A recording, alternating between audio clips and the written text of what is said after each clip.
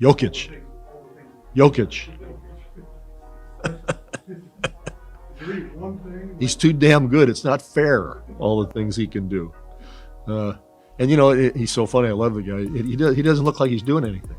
You know, he's not going fast. He's not jumping high. You know, it's kind of Larry Birdish, you know, in a way. But talk about skills and anticipation and decisions. He's fantastic. Great hands. Scores in every which way. Involves all his teammates. So, you know, he's the head of the snake for sure. He has to be the top 3 most skilled players in the game because he doesn't have any athleticism. I mean, no definition, no speed, and he continues to be major factor out there on the offensive end. It's just, it's fun to watch though. 9-3 at home. This is Nikola Jokic, and just watch how crazy good this guy is. And if that's not enough to pull you out of your seat, here's another one. I mean, at this point, the Joker is just pulling jokes on everybody. Throughout the 77 years that the NBA has existed, I have never seen a big man that dominated the league like Nikola Jokic. Sure, Wilt was a freak in his time, so was Shaq, and you can literally throw in the name of every great big man that has played the game. But at the end of the day, none of them stand a chance against Jokic in terms of overall dominance. Here's the all-time list of players that have the highest PER, and at number 2, there's the Joker beating the likes of LeBron James, Anthony Davis, Shaq, and he's literally just 0.41 points away from eclipsing the GOAT in this particular category. I mean, just take some time to wrap that around your head for a second. And what's even more mind-boggling is that he's taking over the league in such a way that he doesn't look like he's really dominating. Sure, he's 7 foot tall and weighs around 285, but he's nowhere near Shaq, Patrick Ewing, Hakeem, or Wilt in terms of the brute force or footwork that they had. And yet he's been able to dominate in his own way. Look here, this is PJ Tucker, one of the best post defenders in the league today. But none of that matters to Jokic, and just observe how he abused this poor fellow by simply throwing his weight around as if he's just a child. And even if you are taller than him, Jokic will just keep backing you up until he gets to his sweet spot, and before you even know it, you're already cooked.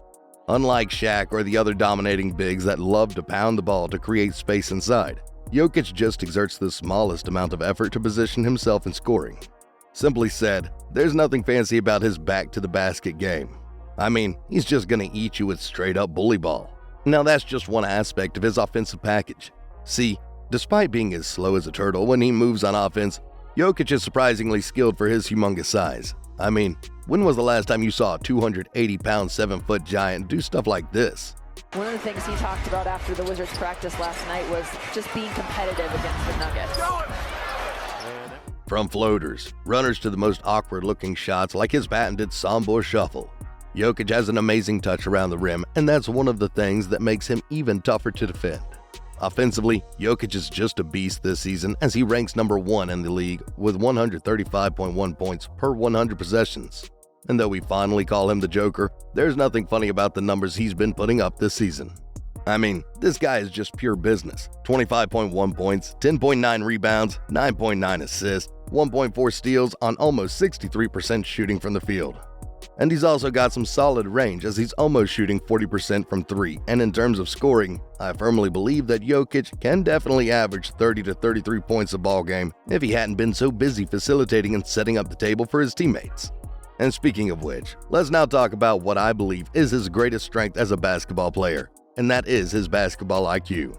Unlike other traditional bigs, Jokic has this incredible feel for the game which ultimately enhances his vision and sharpens his decision-making.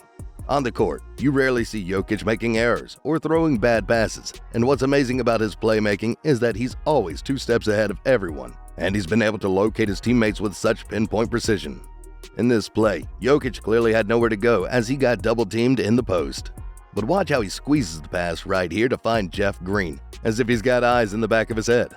His instincts and eagle-eye vision can be compared to the level of LeBron and Magic, and after taking 2 dribbles right here, check out how he threads the needle on this one in between 2 defenders. Jokic is just on a different level when it comes to finding his teammates, and this season, he's actually ranked 3rd overall in terms of assists. And if you take a closer look, you can see that he's the only 7-footer that manages to crack the top 10 of the category filled with guards. There's no doubt that he's the best passing big man in the league today, and you can even further argue that he's the best playmaking big man in NBA history, with the way he's dominating the assist category from a historical perspective. Now, to understand how Jokic's brilliant mind works, here's Kenny, the Jet Smith, breaking down his IQ as well as his decision-making skills in full detail. And so what he is able to do is he has great reading the situation. So he has read and react ability. So if you double team him, he allows the double team to come at the right time so he can make the pass. He allows the double team to leave at the right time so he can make the score. So it's really not how fast he's going, it's the decision he's making in those reactions. And I've seen slow reacting or players who people say they're playing slow be out of control. He is not that. Anyways, as good as he is on the offensive end, some people have pointed out that Jokic's Achilles heel has always been his slow feet whenever he plays defense. While that sometimes may be true, that's not always been the case for Jokic as he steps up his effort on defense this season. See, while Jokic can't keep up with Vanderbilt laterally in transition, he beats him in his spot and uses his quick hands to swipe the ball out of Vanderbilt's hands.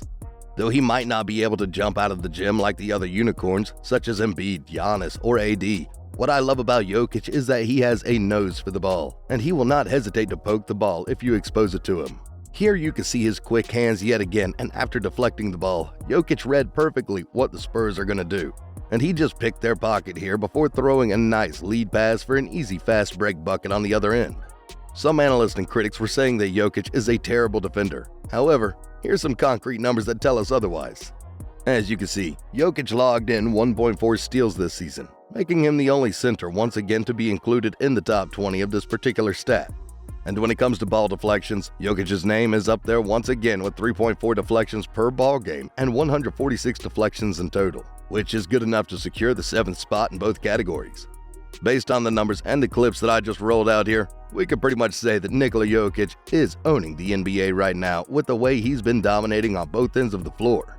And if we're going to sum up his overall contribution, you can see here that Jokic is on top of the food chain yet again with a 21.2 rating in terms of player impact estimate, while lording over other elite players like Embiid, Luka, Giannis, LeBron, and KD. Now, we already have an idea of how great Jokic is on the individual level, but according to his teammate Bones Highland, Jokic doesn't really care about his personal stats or the awards, individual accolades and all that. Because at the end of the day, here's what matters most for the Joker. This guy's very humble.